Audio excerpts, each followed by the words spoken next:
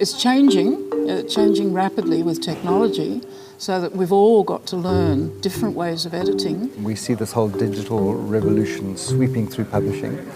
So we're all having to pull up our socks and keep abreast of what's happening in the industries. The main thing is to remember to ask questions and have a hunger for knowledge.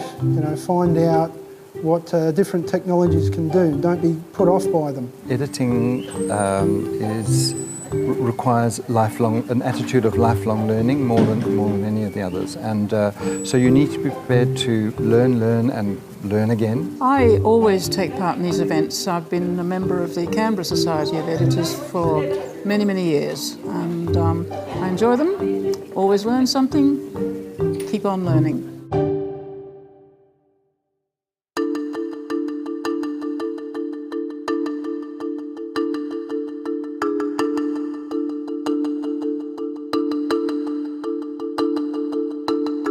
I'm Elizabeth Manning Murphy, and I come from Canberra, and I'm the author of Working Words. I'm very intrigued by the potential between Australia and Asia. Australians are very creative. Asia has a big market and a big appetite for books. I'm here because I want to learn more about my craft, but also to make connections and to do some networking with the Australians here. The IPEd people have just made me their patron. So, I've never been a patron before, but since I do a lot of work for radio and write for the Courier Mail in Brisbane, I'm hoping that I can do something to help publicise their work and make people realise how important an editor is to making sure that your message gets out there properly. In the biggest countries in the world, in China, Indonesia, India, you've got writers and poets. You've got a huge reading audience. But the key elements in the food chain, such as the copy editors, the sub-editors, the proofreaders, the structural editors, they're all missing.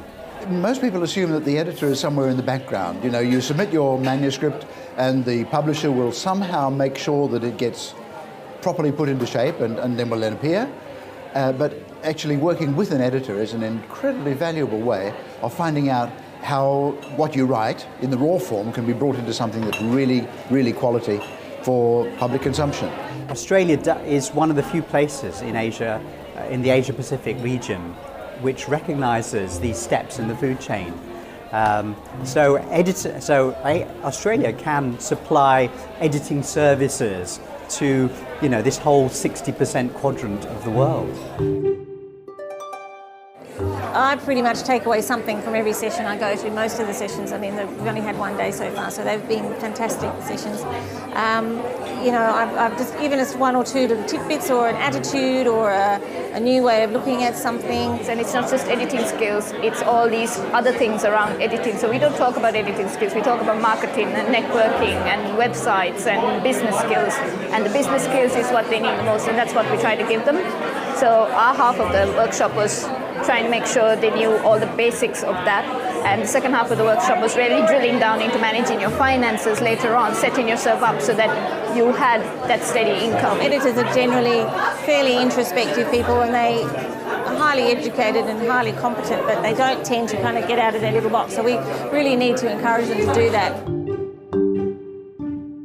As open publishing takes off, and I think it's going to go very, very quickly, there are going to be a lot of publishing houses which won't survive and places which won't have quality control of the kind that they have at the moment.